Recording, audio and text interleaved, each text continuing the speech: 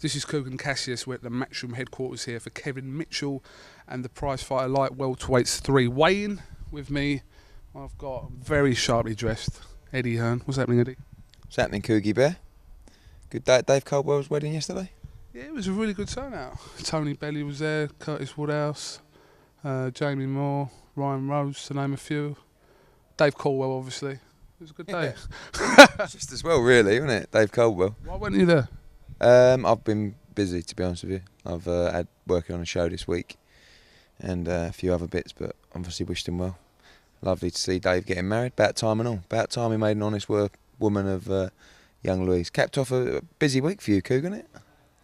Yeah, it's been an interesting week. One that I won't forget. And my birthday was on, what day was it? Tuesday as well. Well, you know, roll with the punches, son. Roll with the punches. Just another day in the office. Yeah, certainly.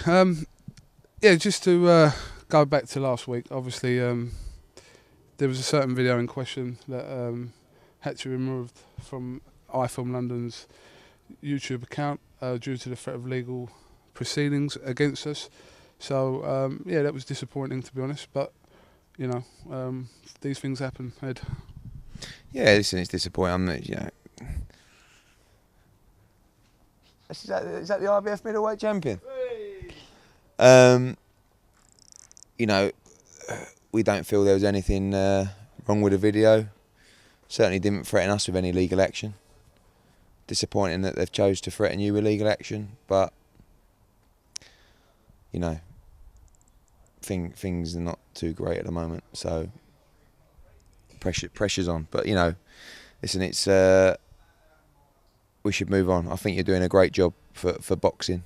You're independent, which is great, and yeah, we've got a good personal relationship as well. We are pals, but you give me stick. You ask me the toughest questions that you ask any other promoter, but you also go to every other promoter's show.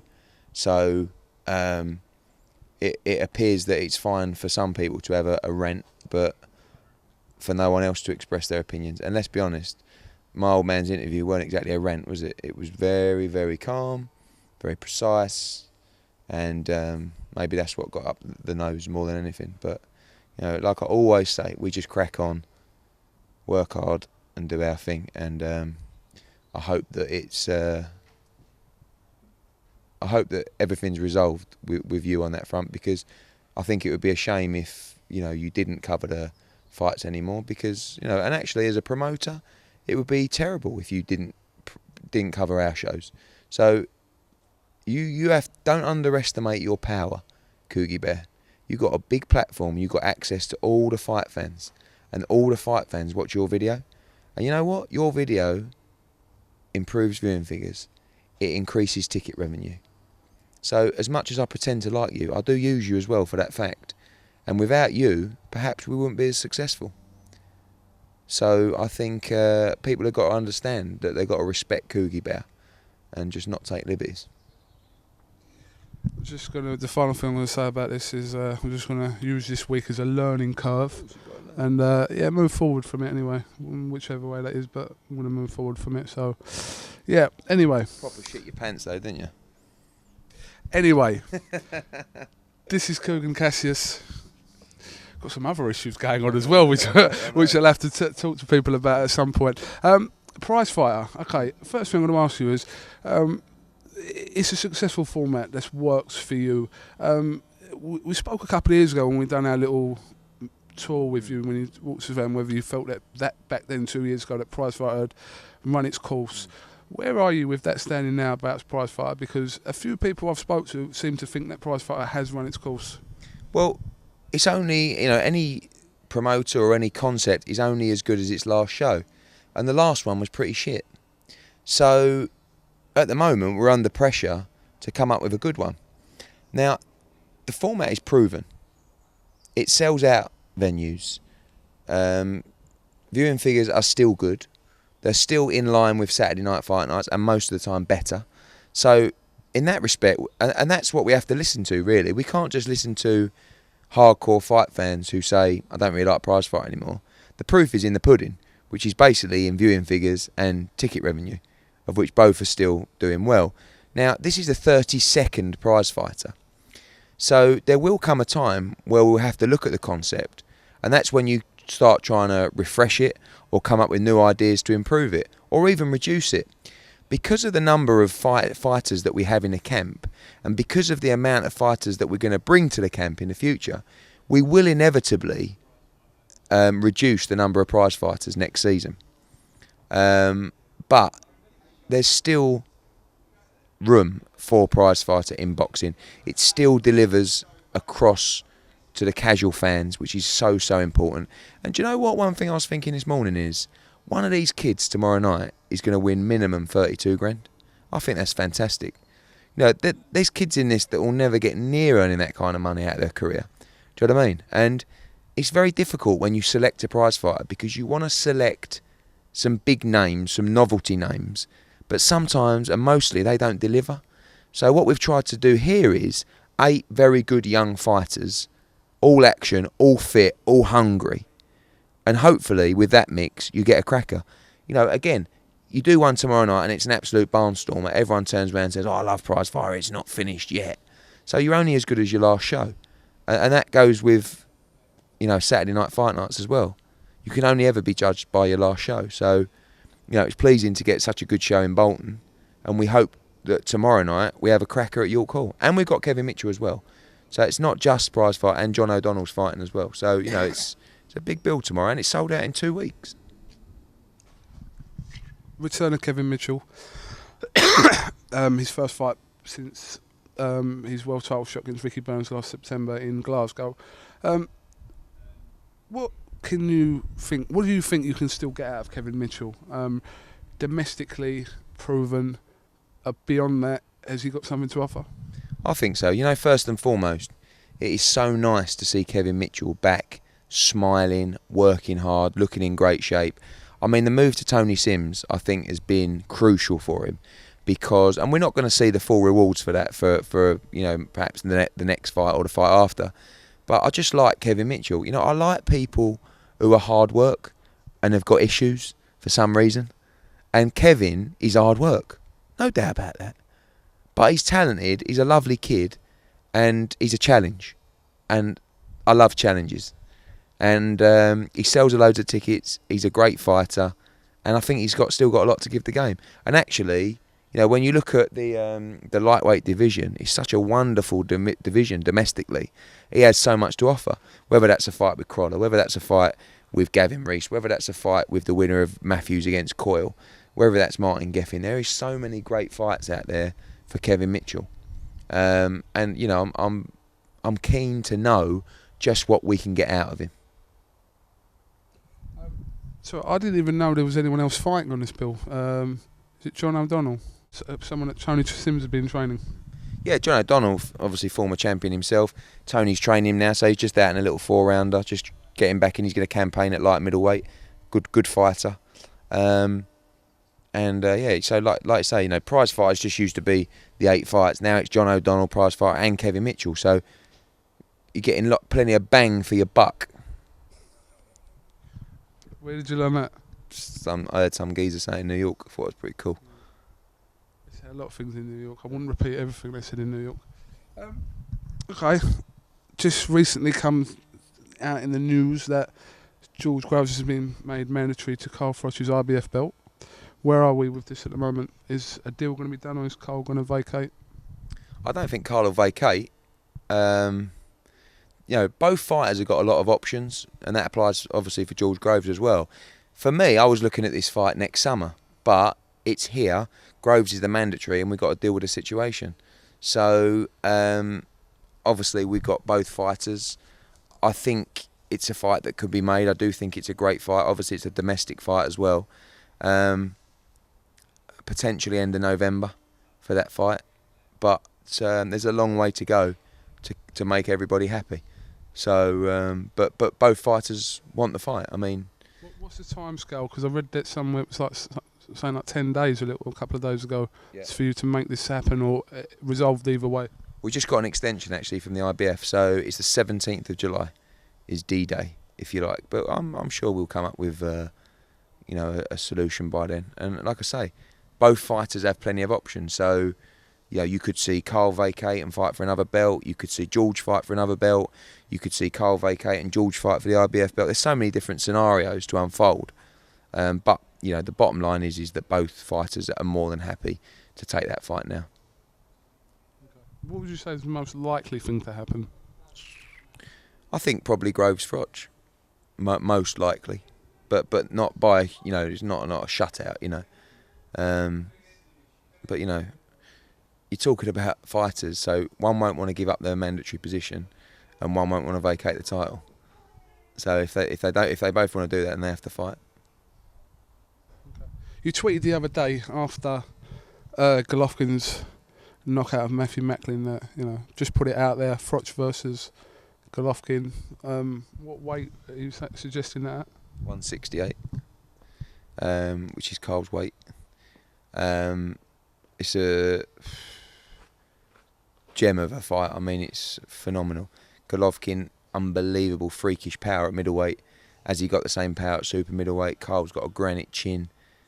I mean, you know, that's a fight that could happen middle back end of next year, and it would be a huge fight. You know, obviously HBO love both fighters. Would be a real war.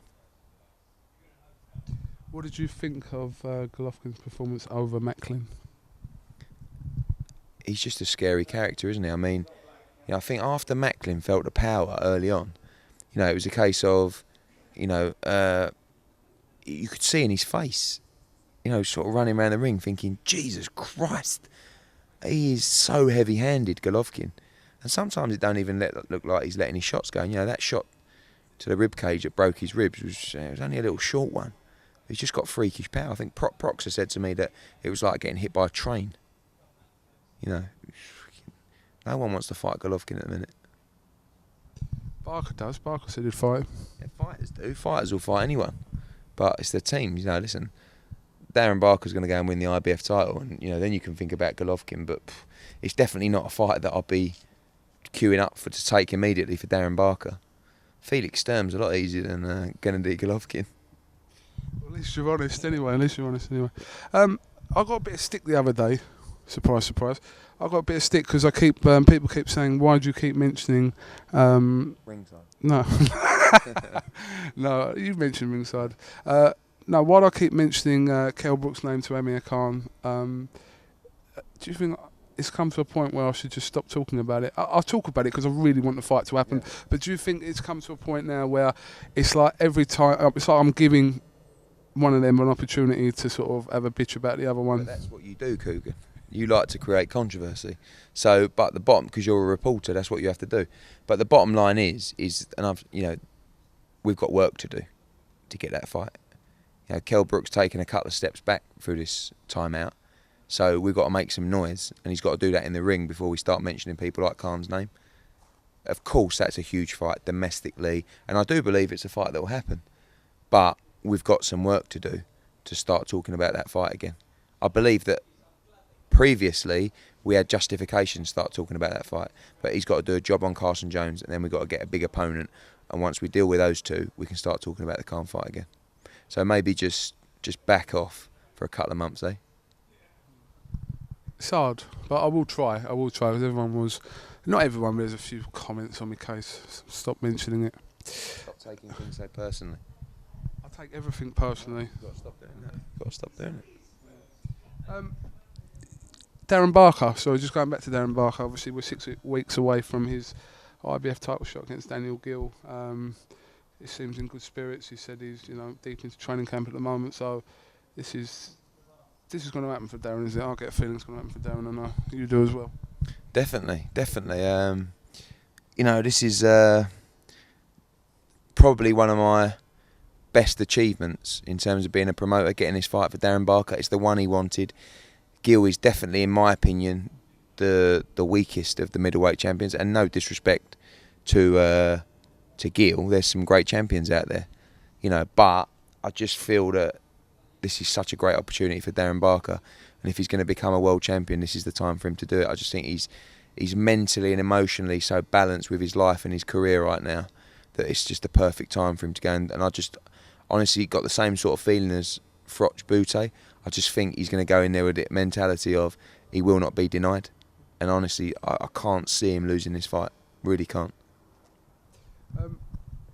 When I was talking to your dad the other day, he said something interesting to me, which I'm not sure really I believe. We was talking about Frampton and Quig, and he said, like, because your dad's just fallen in love with Scott Quig, yeah, and he said that what he thinks is we've got a fighter who's 30% better. And when he said that, it did sort of come across as a sort of, oh, no, he's with us, we're sort of saying that. How did you book that situation? Because we've spoke about it a million times before, but your dad was very specific, and he thinks that you've got a better fighter now in Scott Quig than you had previously with Carl Frampton. Well, don't forget, he's never really spoke much about Frampton and Quig, so he's never really watched a great deal of Scott Quig. Since we've signed him, he's watched quite a bit of him, whether it's on YouTube or on tape, and obviously he watched him the other night. He phoned me up straight after the Quig fight. He said, "You are a lucky, lucky bastard." I went, "Why?" He said, "Because without knowing it, you've just traded in one fighter for another who's much, much better." That's what he said. And, you know, I can't really sit here after my comments made on Frampton and go, "Quig's now the better fighter," because I just look like a helmet. Do you know what I mean? But basically, I think you've got two very, very talented fighters. You know, and both have their strengths and both have their weaknesses that they're trying to improve on. But again, I'm not, you know, I don't think it's right for me right now to start saying Quig's better than Frampton. You know, all I'll say is that what I saw the other night was very, very impressive, and I'm really enjoying working with Scott Quig, and we've got some huge things coming for him. And I believe he's a wonderful fighter, and he's 24. That's the great thing about Scott Quig. He's 24 years of age, and you know, he's our priority now. You know, like I said, I had some wonderful times with Frampton in Belfast, really great nights, and I honestly, you know, like I tell you before, he's a very, very good fighter. But so is Scott Quig, and now I'm part of Team Quig, and I'll do everything I can to get him to where he needs to be. So, in answer to your question, that is actually what my old man thinks. He's not just trying to be funny. He genuinely thinks Quig is better than Frampton. What's happening with Lee Purdy? Nothing, just had a rest. Tony said he wants to try and stabilise his weight. You know, he wants to get him to a situation where he's out of the gym but not just ballooning. You know, he's back with his nutrition list. I think he'll be boxing probably around October, November time. Do you know your show the other day? What did I rate it? I can't remember. What did I rate? Hold on. What? An 8. Yeah. It was a little harsh. We got 4 stars in. We got 4 stars in Boxing News. Yeah, to be honest, it probably was a little bit harsh. I probably wouldn't go above an 8.5, Okay. but I watched the show back the day after, and I mean the Smith Dodson fight. I could watch that over and over again. That was my fight of the night, to be honest, ahead of Crawler and Reeves. But how's Gavin anyway? Have you spoke to him? No, he's gone away. I just spoke to him on the Sunday. I said, "Listen, whatever you decide to do, we're behind you 100%. So whether that's, you know, call it a day, whether that's fight again, whatever he decides." It's difficult because there are big fights out there for him still, domestically. You know, like if Coyle was to win, there's that fight. There's even a Crawler rematch. There's Kevin Mitchell, Martin Geffin. So, but, you know, Gav wants to win a world title, and he's just taken a huge, huge step back with regards to that. So, I think his initial reaction was perhaps it's time to call it a day. But sometimes that's always your knee-jerk reaction, isn't it, to say that. But then the problem is when you love doing something so much, it's so hard to call it a day. And yeah, this is like with Audley Harrison, right? And I know that the geezer's a nightmare, but when he loves training, he loves fighting. So to give it up and to take it away from your life, you know, Audley's perhaps a different example, but like with Gavin, he's still a quality fighter, and he's still fit and healthy and well. So, and he loves fighting. You know, he texts like on the Monday going, "You know, I'm bored out of my brains. What are you supposed to do when you're not training?" And that would be the case for the rest of his life. So it's difficult, you know. And my gut feeling is that he'll be back. We spoke away from the camera. He was telling me about some potential people signings and things, which I'm obviously not going to mention. But are we any closer to naming any of those people or them coming here? Yeah, we're getting there. I mean, look, we're talking to a lot of fighters at the moment. A lot of fighters. I believe we'll add 3 new names to the stable, you know, heading into the new season. Some big names there, some kids starting out as well. But, you know, we're in a very privileged position at the moment where you know, a hell of a lot of fighters want to talk to us right now, and it's, you know, it's lovely. It's, you know, it's really flattering, and hopefully we'll get some more dates from Sky, and we'll keep moving forward and growing the stable and the sport. Do you know your dates with Sky? Do they decide what they are for the new season? When would they decide that, or have they already decided that? In terms of the dates, Yeah. we decide that with Sky, obviously in relation to other sporting events, the schedule that's already on. So, you know, if there's something big on a Saturday night on Sky Sports 1, we won't go that week, and we'll go, you know, at the moment we're going September the 7th in Belfast. We're looking at September the 21st in Sheffield. Belfast? Sorry. Yes. Glasgow with Burns, Beltran. 21st we're going to do a big show in Sheffield with Kell Brook, all being well against Carson Jones. And then, you know, we'll play in October in the next week or so. So October, November, that sort of Froch time possibly? Yeah, Froch we're looking at 23rd, 30th of November or early December. Can you hear Darren Barker smashing them pads? I can see him smashing them. He's on the pads with Tony Sims. Should go and film it. Daniel Gill watches iFilm London, I heard. True, yeah, true. Everybody watches iFilm London. Are they Louis Vuitton? Yeah. You know what? I actually like them. I ain't going to knock them. They're... Go well with your t-shirt. What are they, about 7, 8? No, that much less than that. Snides. Are they Snides? Do you ever wear Snides? I used to wear Snides. You know that Louis Vuitton holder thing you took away? Is that a Snide? You tell me it's a Snide. It's not, is it? I used to love a Snide Rolex. Yeah. Fucking lumpy, aren't they? When you're 21, 22. What was your first car, and who did your dad buy it for you? My first car was a white Ford Escort. Sadly enough, I thought I was a right boy. GTI or XR2? Just a standard thing. What was your first supercar? I bought a BMW convertible when I was about 22 or something like that. That was nice. Did you used to have a Ferrari? No. What, a Lamborghini? No. Can't fit in a Lamborghini. I'd love a Lamborghini. I'd love a Lamborghini Gallardo. I sat in one once and I was like that. I said to the bloke, "Do you think I'll get away with this?" And he told me yes, to try and sell it. But beautiful cars, they are Lamborghini Gallardos. I like your old man's car though, that flying drive, spar. Lovely drive. That's the one. Lovely drive. You had the old table tray down, didn't you? The old pillars, the Bentley pillars.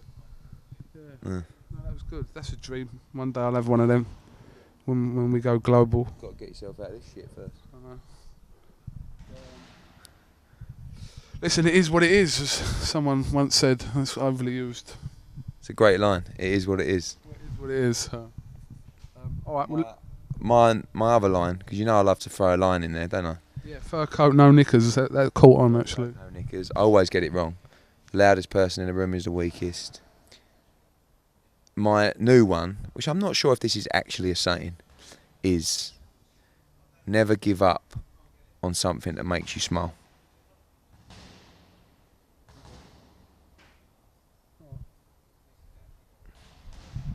Never give up on something that gives you a smile, makes you smile. Okay. Or happy. Or happy. iFilm London makes you happy, Quig, doesn't it? Yeah, a lot of things make me happy. Make you frustrated. Has this been a frustrating week for you? Has it questioned? Is it questioned what you're doing? Like, has it made you think, why do I bother? Like, Yeah, absolutely. Yeah, it has questioned it. let's be honest. You ain't making no dough. And actually, as you've had a rough week, I'll go on record to say, I do not pay Quig and Cassius a bean. Right? Outside of the £500 a week, not a penny. Like, no, seriously, I don't pay Quig and Cassius a penny. The only thing I'll do for Quig and Cassius is I put him in a hotel, or I pay for his train, or if we go to Scotland, a flight. So what people have got to understand is he has got a business here. He's trying to create. He does all this stuff for nothing, basically, because he's a boxing fan. And how hard he works editing these videos all night is absolutely fantastic. And I do feel that you had a shitty week. So I felt that as balance for your shitty week, I should let people know that the £500 a week is only a little bit of fun, and it's actually not true. Most people know that, but I'm putting it out there, and I can't believe I've let my cover go on this one. But I want to give you a little spring in your step, Coogie, leading into the weekend.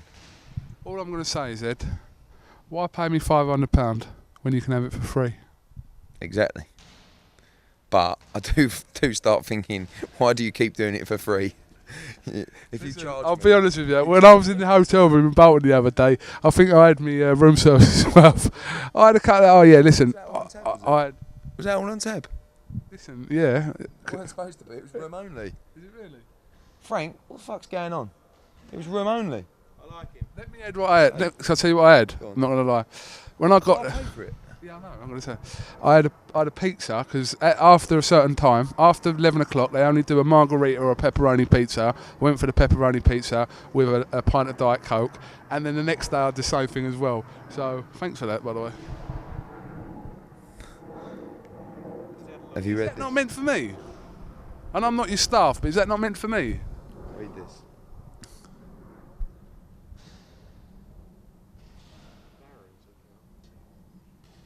The bottom one.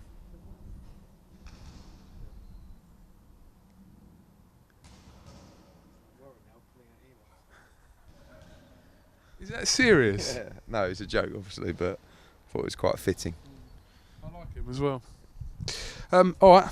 Okay, mate. What shoes are they, by the way? I don't know. No one can see.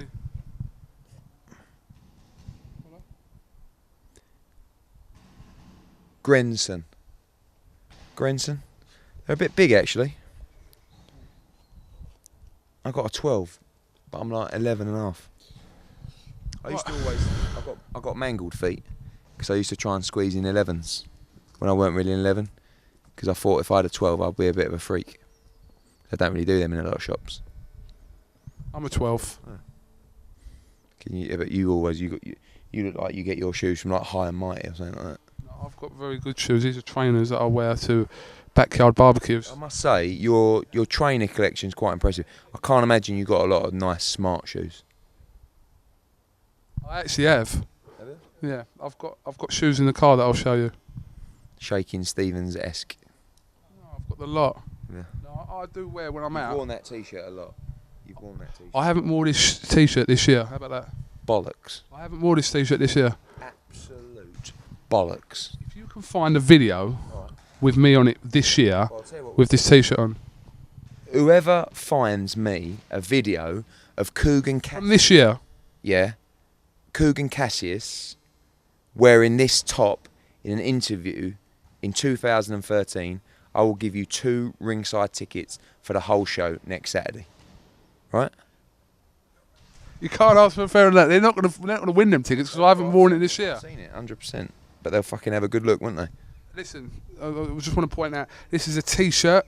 I also have a shirt that is like this, which is long sleeve, this is short sleeve, and I have a jacket as well, which is in this style. So don't get them confused. Look for the t-shirt, try and find it. Hull, July 13th. Hold on, July 13th, Eddie Hearn, 2 ringside tickets, all you can drink, all you can eat, and you can even fly up there in his Bentley. Fly up there in my Bentley. Flying spur. I haven't forgotten about this Darren Barker competition. A few people have mentioned that to me. No, this is what I didn't understand. Is it specific to Darren Barker's trip? Or oh, it is?